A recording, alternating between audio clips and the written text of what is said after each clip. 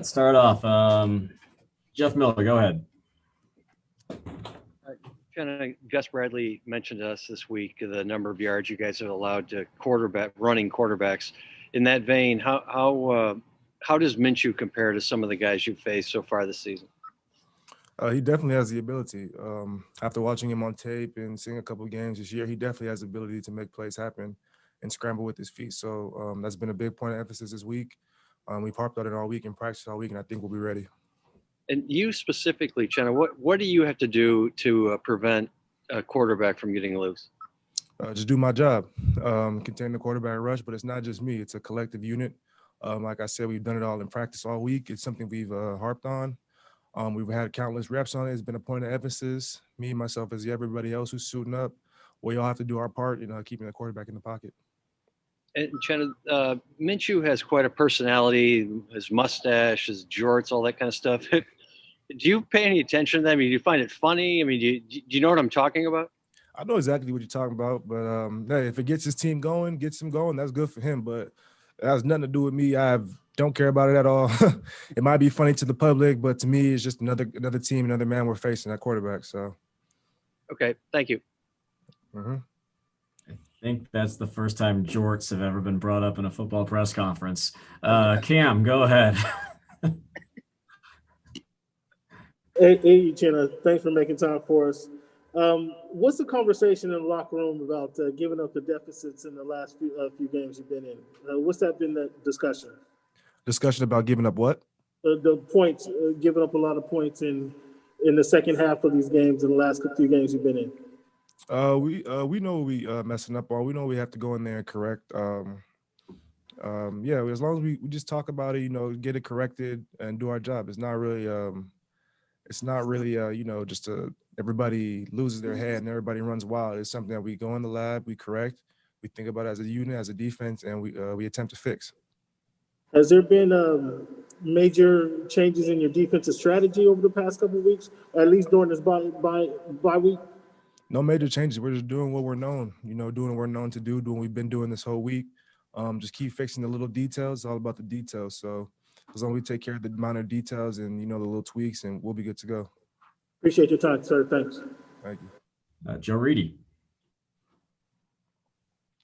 Shanna, Gus talked this week about adding more to your guys' plate during the season in terms of being more aggressive, more coverages and stuff. But with the injuries and what's happened the past couple of weeks, has there been any thought of maybe dialing it down and maybe making it a little more simpler or vanilla until guys maybe get back?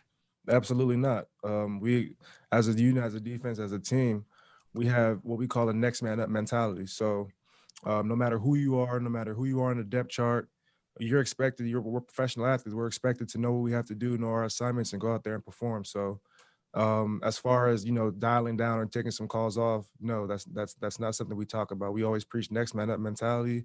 And no matter who's called, you better know what you're doing before you get on that field. Okay, thanks. Rashawn. Hey, Chenna. Just wondering, when you look at the Jaguars on film offensively, it seems like they started out, with a little bit of a bang, but they've kind of fizzled here, the last few weeks. What have you noticed that's kind of changed about their offense that you guys have to be leery of that they, may try to regain here on Sunday? We know, from their run game, we have to stop the run game. They have a pretty talented back. We know their offensive line feeds off that. So as long as we keep them in their place and, try to stop the run and do our best to, hold Minshew from scrambling, we'll do a pretty good job. But overall, I feel like their whole game feeds off the run game. So if we eliminate the run game, like I said, we'll be in good hands. What about, is the thought of explosive plays in the pass game? Have you seen that from them? Is that something that is a concern for you as well? Yeah, definitely. It's a concern every week. We don't want to. We always talk about. For the DBs, we always preach stay on top. Gus Bradley does a good job with them. So, and as long as we do our part as a D line, as far as keeping the quarterback inside the pocket, Minshew's big plays usually come from him getting outside the pocket, trying to extend plays. So it starts up front with the D line. If we do our job, they'll take care of the rest on the back end. Thank you, Fernando. Chandler, can you talk a little bit more about James Robinson? You mentioned him right now with the run game, but just what makes him so unique and what makes him special? From what I've seen on tape, he does a little bit of everything. You know, he's a bowling ball as a running back, but he'll kind of, show his athleticism, try to hurdle you, try to make you miss. He has all right hands out the backfield. He can catch. He has good deceptive speed as well. So if we can take him out the game, we have a good chance of winning.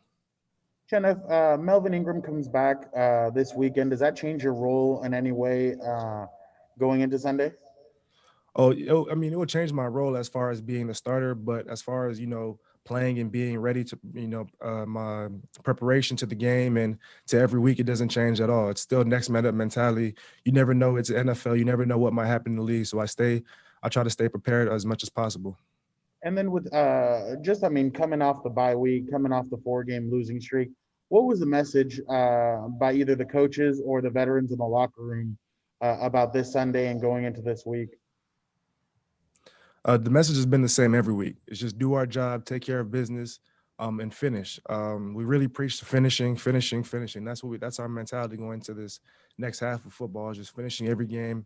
We've been in every game. We know we can compete with anybody, but it all comes down to being able to finish games at the end. That's what we've been preaching all week. Thank you, Chandler. Joe, back to you. Shawn, is this one of the more varied groups of receivers that you guys will be facing this season? I think they're one of the few teams right now that have 3 with 25 or more receptions. Can you repeat the first part of that question, please? Is this one of the more varied group of receivers that you guys will be facing this season? Because I think they're one of the few teams that have 3 guys with 25 or more.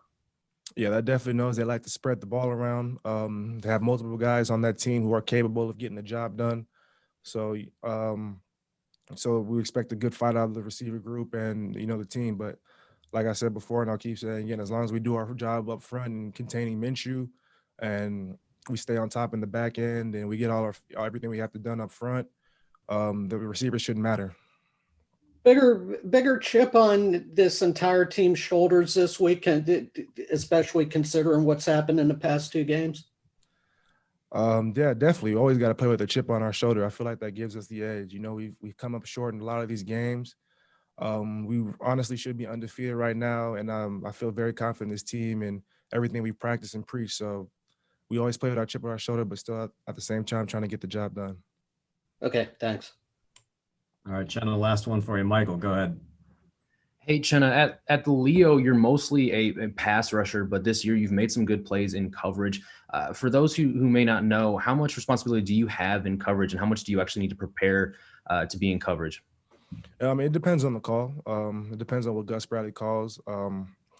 And yeah, for coverage, I just try to, use my athleticism that I had growing up to be able to make plays like that. And responsibility, you just got to know what you're doing on that field. And as long as you know what you're doing, I feel like it helps you play faster. And yeah. And in terms of your film study, we talked to Joey Bosa earlier this year, and he said when he studies film, he's mostly looking at himself. But I was wondering, are you kind of similar to that, or are you looking at opposing offensive tackles and trying to notice tendencies and things like that?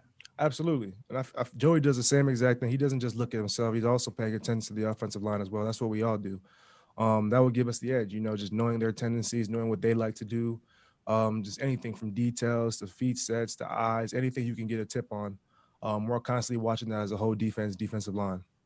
Awesome. Thank you. All right, Chenna. Appreciate the time. Thanks, guys. All right, guys.